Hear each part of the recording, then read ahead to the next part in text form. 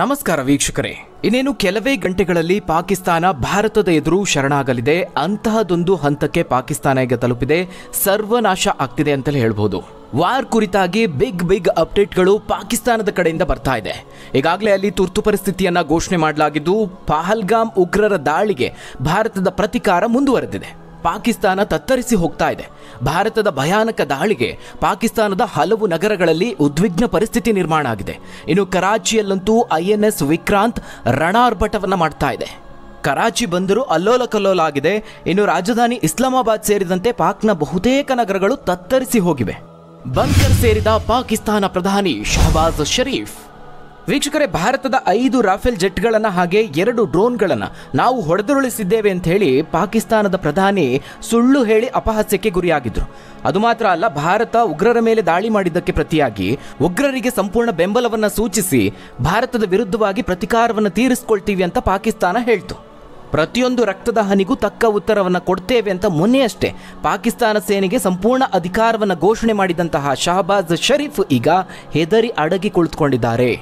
ಭಾರತದ ದಾಳಿಗೆ ಹೆದರಿ ಅಡಗುತಾಣಕ್ಕೆ ಶಿಫ್ಟ್ ಆಗಿದ್ದಾರೆ. ಅಂದರೆ ಬಂಕರ್ನೊಳಗೆ ಅವಿತು ಕುಳಿತುಕೊಂಡಿದ್ದಾರೆ. ಪಾಕ್ ಪ್ರಧಾನಿ ಶಹಬಾಜ್ ಶರೀಫ್ ಅವರ ನಿವಾಸದ ಸಮೀಪದಲ್ಲೇ ಸ್ಫೋಟ ಆಗಿದೆ. ಭಾರತ ನಡೆಸಿದಂತಹ ಮಿಸೈಲ್ ದಾಳಿಗೆ ಶರೀಫ್ ಎದೆಯಲ್ಲಿ ನಡುಕ ಉಂಟಾಗಿದೆ. ಪಾಕ್ ರಾಜಧಾನಿ ಇಸ್ಲಾಮಾಬಾದ್ನಲ್ಲಿ ಶಹಬಾಜ್ ಶರೀಫ್ ಅವರ ಮನೆ ಇದೆ. ಆ ಮನೆಯಿಂದ ಕೇವಲ 20 ಕಿಲೋಮೀಟರ್ ದೂರದಲ್ಲಿ ಭಾರತದ ಡ್ರೋನ್ ದಾಳಿಯಾಗಿದೆ. ಭಾರೀ ಸ್ಫೋಟದ ಸದ್ದಾಗಿದೆ. ಇದರಿಂದ ಪಾಕ್ ಪ್ರಧಾನಿ ಬೆಚ್ಚಿದ್ದಾರೆ. ಇದಾದ ನಂತರ ಜೀವ ಉಳಿಸಿಕೊಳ್ಳುವುದಕ್ಕೆ ಆ ಸ್ಥಳದಿಂದ ಎಸ್ಕೇಪ್ ಆಗಿದ್ದು ಸದ್ಯ ಬಂಕರ್ನಲ್ಲಿ ಆಶ್ರಯ ಪಡೆದಿದ್ದಾರೆ ಅನ್ನೋದು ವರದಿಯಾಗಿದೆ. ಪಾಕಿಸ್ತಾನದ ಪ್ರಧಾನಿಯೇ ಈ ರೀತಿಯಾಗಿ ತಲೆಮರೆಸಿಕೊಂಡು ಓಡಾಡ್ತಿರುವಂತಹ ಸಂದರ್ಭದಲ್ಲಿ ಪಾಕಿಸ್ತಾನದಲ್ಲಿ ಒಂದು ರೀತಿ ದಿಕ್ಕೇ ತೋಚದಂತಹ ಪರಿಸ್ಥಿತಿ ನಿರ್ಮಾಣ ಆಗಿದೆ. ದೇಶದ ಹಲವು ನಗರಗಳು ಕತ್ತಲಲ್ಲಿ ಮುಳುಗಿವೆ. ಕೆಲವು ನಗರಗಳಲ್ಲಿ ವಿದ್ಯುತ್ ಸಂಪರ್ಕ ಕಡಿತಗೊಳಿಸಲಾಗಿದೆ. ರಸ್ತೆಗಳಿಗೆ ಬರದಂತೆ ಪಾಕ್ ನಾಗರಿಕರಿಗೆ ಅಲ್ಲಿನ ಸ್ಥಳೀಯ ಆಡಳಿತ ಸೂಚನೆಯನ್ನು ಕೊಟ್ಟಿದೆ. ವಜಾಗೊಂಡ ಸೇನಾ ಮುಖ್ಯಸ್ಥ ಮುನೀರ್ ನಾಪತ್ತೆ.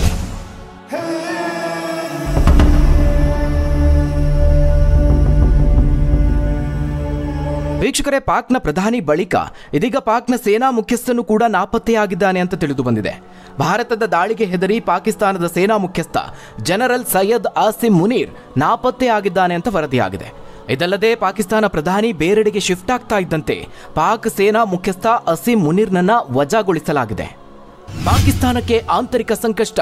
ಪಾಕಿಸ್ತಾನದ ಸೇನಾ ಮುಖ್ಯಸ್ಥನ ವಿರುದ್ಧ ದಂಗೆ.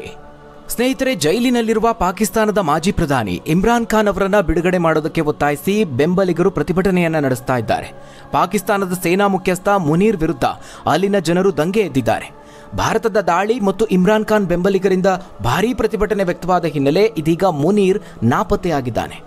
ಎಸ್ಕೇಪ್ ಆಗಿರುವಂತಹ ಮುನೀರ್ ಗೌಪ್ಯ ಸ್ಥಳದಲ್ಲಿ ಅಡಗಿದ್ದಾನೆ ಅಂತ ತಿಳಿದು ಬಂದಿದೆ. ಭಾರತ ಮತ್ತು ಬಲೂಚಿಸ್ತಾನ್ ದಾಳಿಯ ಜೊತೆಗೆ ಈ ಆಂತರಿಕ ದಂಗೆಗೆ ಈಗ ಪಾಕ್ ವಿಲ ಅನ್ನುವಂತಾಗಿದೆ. ಬಲೂಚಿಸ್ತಾನ್ ಲಿಬರೇಷನ್ ಆರ್ಮಿಯಿಂದಲೂ ಪಾಕ್ಗೆ ಪೆಟ್ಟು. ಮತ್ತೊಂದೆಡೆ ಬಲೂಚಿಸ್ತಾನದಲ್ಲಿ ಪಾಕಿಸ್ತಾನ ಸೇನೆ ಮೇಲೆ ದಾಳಿಯಾಗಿದೆ. ಬಲೂಚಿಸ್ತಾನದ ಹೆಚ್ಚಿನ ಭಾಗಗಳನ್ನು ವಶಪಡಿಸಿಕೊಂಡಿರೋದಾಗಿ ಬಲೂಚಿಸ್ತಾನ್ ಲಿಬರೇಷನ್ ಆರ್ಮಿ ಅಂದರೆ BLA ಹೇಳಿಕೊಂಡಿದೆ.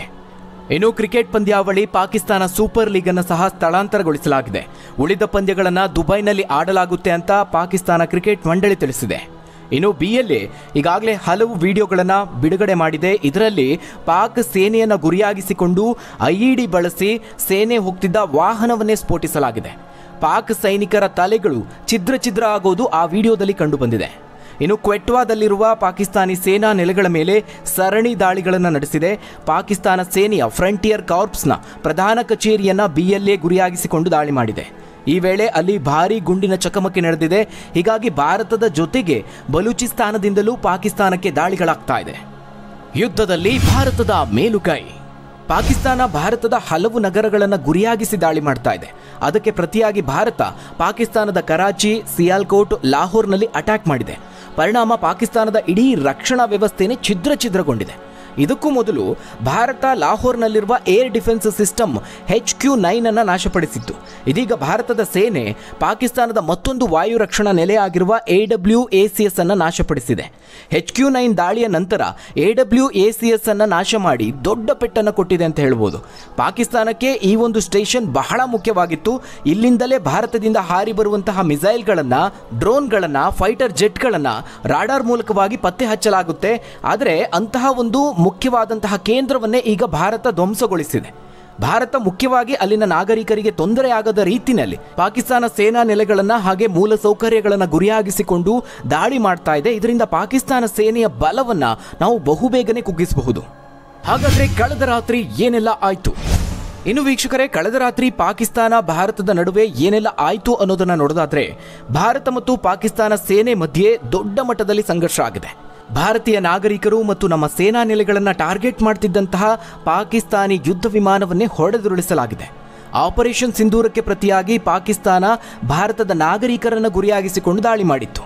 ಪಾಕ್ನ ಈ ಕೃತ್ಯಕ್ಕೆ ಪೂಂಚ್ನಲ್ಲಿ ಭಾರತದ 15 ನಾಗರಿಕರು ಜೀವವನ್ನು ಕಳೆದುಕೊಂಡಿದ್ರು. ಆ ಮೂಲಕ ಪಾಕಿಸ್ತಾನ ಭಾರತವನ್ನು ಮತ್ತಷ್ಟು ಕೆರಳಿಸಿ ಯುದ್ಧಕ್ಕೆ ರಣವೀಳ್ಯವನ್ನ ನೀಡಿತು. ಪಾಕ್ನ ಈ ಒಂದು ಕೃತ್ಯಕ್ಕೆ ಮತ್ತಷ್ಟು ಕೆರಳಿದಂತಹ ಭಾರತ ಪಾಕಿಸ್ತಾನದ ಮೇಲೆ ನಿನ್ನೆ ಬೆಳಗ್ಗೆ ಮತ್ತು ಮಧ್ಯಾಹ್ನ ಕೂಡ ಸಿಯಾಲ್ಕೋಟ್, ಲಾಹೋರ್, ಕರಾಚಿ, ಇಸ್ಲಾಮಾಬಾದ್ನಲ್ಲಿ ಡ್ರೋನ್ ದಾಳಿಯನ್ನು ನಡೆಸಿದೆ. ಇದಕ್ಕೆ ಪ್ರತಿಯಾಗಿ ಪಾಕಿಸ್ತಾನ ಭಾರತದ ಮೇಲೆ ಮಿಸೈಲ್ಗಳ ಅಟ್ಯಾಕ್ಗೆ ಮುಂದಾಗಿತ್ತು. ಆದರೆ ಪಾಕ್ನ ಕ್ಷಿಪಣಿಗಳು, ಡ್ರೋನ್ಗಳು, ಯುದ್ಧ ವಿಮಾನಗಳು ದಾಳಿ ನಡೆಸದ ರೀತಿಯಲ್ಲಿ ಭಾರತದ ಏರ್ ಡಿಫೆನ್ಸ್ ಸಿಸ್ಟಮ್ ತಡೆದಿದೆ. ಪಾಕಿಸ್ತಾನದ ಎಲ್ಲಾ ಪ್ರಯತ್ನಗಳನ್ನು ಭಾರತ ವಿಫಲಗೊಳಿಸಿದೆ. ಆ ಮೂಲಕ ಪಾಕಿಸ್ತಾನ ತುಂಬಾನೇ ನಷ್ಟವನ್ನು ಅನುಭವಿಸಿತು. ಪಾಕಿಸ್ತಾನಕ್ಕೆ ಏನೆಲ್ಲ ನಷ್ಟವಾಯಿತು? ವೀಕ್ಷಕರೇ, ಪಾಕಿಸ್ತಾನದ 16 ನಗರಗಳ ಮೇಲೆ ಭಾರತ ದಾಳಿ ಮಾಡಿದೆ.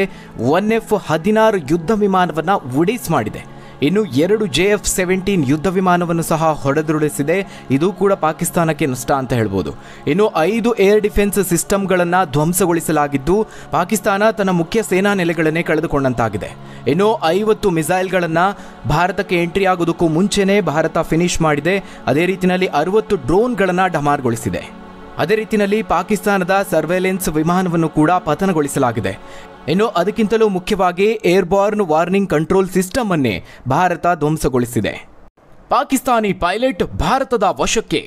ವೀಕ್ಷಕರೇ, ಇದೆಲ್ಲದರ ನಡುವೆಯೇ ಪಾಕಿಸ್ತಾನದ ಪೈಲಟ್ ಅನ್ನ ಭಾರತೀಯ ಸೇನೆ ವಶಕ್ಕೆ ಪಡೆದುಕೊಂಡಿದೆ. ಈಗಾಗಲೇ ಪಾಕಿಸ್ತಾನದ 3 ಫೈಟರ್ ಜೆಟ್ ಅನ್ನ ಭಾರತ ಉರುಳಿಸಿದೆ. ಈ ಪೈಕಿ ರಾಜಸ್ಥಾನದ ಜೈಸಲ್ಮೇರ್ನಲ್ಲಿ ಪಾಕಿಸ್ತಾನದ ಫೈಟರ್ ಜೆಟ್ ಅನ್ನ ಉರುಳಿಸಿ ಭಾರತದಿಂದ ಪಾಕಿಸ್ತಾನದ ಪೈಲಟ್ ಅನ್ನ ಜೀವಂತವಾಗಿ ಸೆರೆ ಹಿಡಿಯಲಾಗಿದೆ. ಲಾಹೋರ್ ಸರ್ವನಾಶ, ಭಾರತೀಯ ಸೇನೆಯ ಆರ್ಭಟಕ್ಕೆ ಪತರುಗುಟ್ಟಿದ ಪಾಕಿಸ್ತಾನ.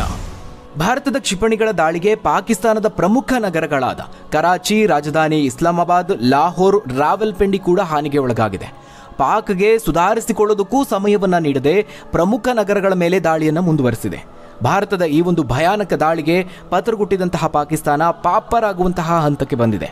ಬ್ಯಾಕ್ ಟು ಬ್ಯಾಕ್ ವೈಮಾನಿಕ ದಾಳಿ ನಡೆಸಿದಂತಹ ಹಿನ್ನೆಲೆ ಲಾಹೋರ್ ಸಂಪೂರ್ಣ ಸರ್ವನಾಶವಾಗುವಂತಹ ಹಂತಕ್ಕೆ ಹೋಗಿದೆ ಅಂತ ವರದಿಯಾಗಿದೆ.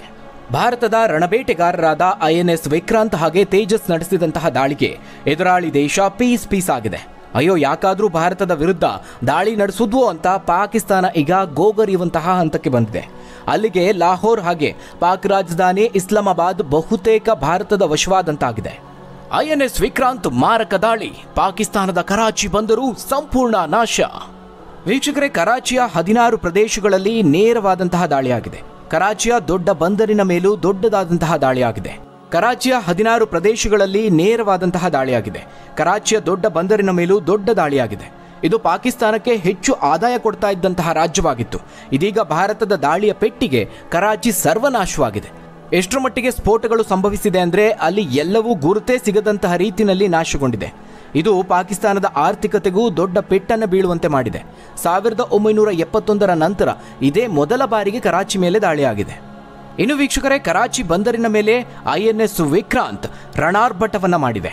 INS ವಿಕ್ರಾಂತ್ ನೇತೃತ್ವದಲ್ಲಿ ದೊಡ್ಡ ಮಟ್ಟದಲ್ಲಿ ದಾಳಿ ನಡೆಸಲಾಯಿತು. ಬಂದರಿನಲ್ಲಿ ಎಲ್ಲಿ ನೋಡಿದ್ರೂ ಬೆಂಕಿಯೇ ಕಾಣಿಸ್ತಾ ಇತ್ತು. INS ವಿಕ್ರಾಂತ್ ಮಾರಕ ದಾಳಿಗೆ ಪ್ರಸ್ತುತ ಕರಾಚಿ ಬಂದರು ಎಲ್ಲವೂ ಸಂಪೂರ್ಣವಾಗಿ ನಾಶವಾಗಿದೆ ಅಂತ ಹೇಳಲಾಗ್ತಾ ಇದೆ. ಹಾಗಾದರೆ ವೀಕ್ಷಕರೇ, ಈ ಬಗ್ಗೆ ನೀವೇನಂತೀರಾ? ನಿಮ್ಮ ಅನಿಸಿಕೆ, ಅಭಿಪ್ರಾಯವನ್ನ ಕಮೆಂಟ್ ಮೂಲಕವಾಗಿ ತಿಳಿಸಿ. ಧನ್ಯವಾದಗಳು ವೀಕ್ಷಕರೇ.